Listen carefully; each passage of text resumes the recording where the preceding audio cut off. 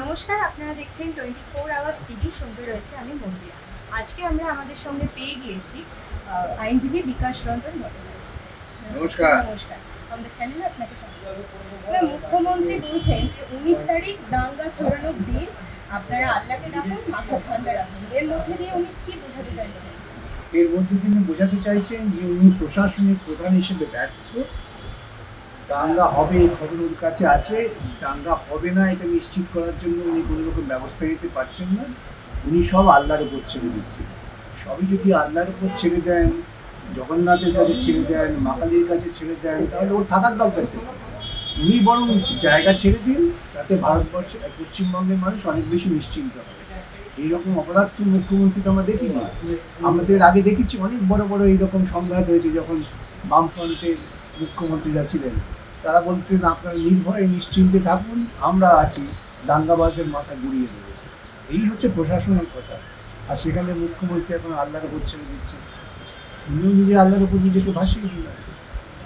এই রাম মন্দির নিয়ে এত বিতর্ক, এত কিছু, এরপরেও তো রাম মন্দির হয়েছে, তাহলে সিপিআইএম এর কি সাম্প্রতিকতার লড়াইটা এখানেই শেষ হয়ে গেল?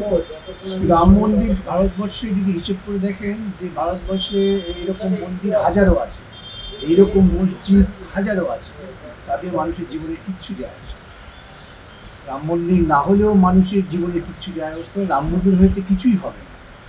যারা রাম মন্দিরে পয়সা দান করেছেন, তারা কিন্তু অসুস্থ মানুষের চিকিৎসার জন্য পয়সা দান করেন না। এটা যদি রাম মন্দির নয়, ওখানে রাম হাসপাতাল করতেন, তাহলে বুঝতাম ওনাকে দেশের মঙ্গলের জন্য কাজ করছেন। মন্দির দেশের কোনো মঙ্গল করে না। আরেকটি কথা, মোদিজি আজকে, প্রধানমন্ত্রী আজকে সভা থেকে বললেন যে দেশের সংবিধান রচনাকালে ডক্টর বি.আর. আম্বেদকরকে যারা সাহায্য করেছেন, তাদের মধ্যে 80 থেকে 90% সনাতন। যে সনাতনীদের গালিগালাজ যারা করে, সেটাতে ওনার কিছুই যায় আসে না, এরকম মন্তব্য। না, উনি তো যথারীতি অর্থ সত্য বললেন, আমরা সনাতনীদের গালাগালি করি না। যারা সনাতন ধর্ম না বুঝে, সনাতন ধর্মের অর্থ মর্ম না বুঝে নিজেদের সনাতনী সনাতনী বলে উল্লঙ্ঘন করেন, তাদের আমরা নিন্দা করি। হঠাৎ সনাতনী প্রশ্নটা আসছে কেন? ভারতবর্ষের এখন তো একমাত্র ধর্ম হচ্ছে সংবিধান। সংবিধানের মর্মবস্তু হচ্ছে ভারতবর্ষের প্রজাতন্ত্রের মর্মবস্তু। সেটাকে তিনি রক্ষা, সেটাকে প্রসার করার পরিবর্তে সনাতনী, রাম মন্দির, হনুমান মন্দির এসব পরিবার আছে, এটি প্রধানমন্ত্রীর কাজ লাগে। এই তো পাড়ার যারা বেকার ছেলে বসে থাকে, যাদের কাজকর্ম রাজ্য সরকার বা কেন্দ্রীয় সরকার দিতে পারেন না, তাদের ধরিয়ে দেওয়া হয় সনাতনী ঝান্ডা। দেশের কোনো সুস্থ চিন্তার মানুষ মন্দিরের মধ্যে দিয়ে দেশের সমস্যার সমাধানের কথা ভাবেনি, ভাববে। তবে শেষ প্রশ্ন, প্রধানমন্ত্রী বলছেন যে বিজেপির ক্ষমতায় আসার আগে কোনো সরকার কোনোদিন এমন পরিবেশ তৈরি করতে পারেনি। এই পরিবেশ সব থেকে শান্ত এবং এটাই সব থেকে জনসাধারণের পক্ষে ভালো। তা নয় যে গুন্ডা আছে, সবসময় মনে করি গুন্ডামি পরিবেশটাই ভালো পরিবেশ।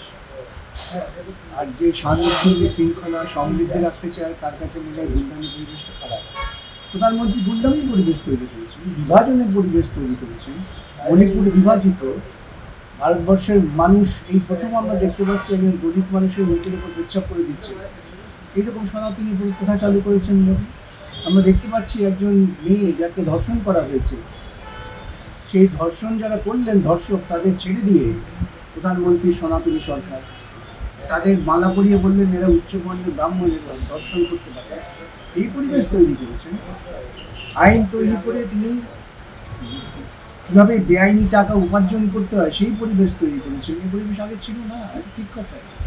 ইলেকট্রাল বন্ডের মধ্যে দিয়ে ওষুধ কোম্পানিকে তিনি মুনাফা বাড়িয়েছেন, গরিব মানুষকে বিপদগ্রস্ত করেছেন, বিজেপির পকেটে টাকা গেছে। এই সময়ের মধ্যে ভারতবর্ষের বিলিয়নারের সংখ্যা বেড়েছে, যাদের কাছে কোটি কোটি টাকা, তাদের সংখ্যা বাড়ছে, আর মানুষ ক্রমশ দরিদ্র হচ্ছে। ঠিকই যে এই পরিবেশ আগে ছিল না।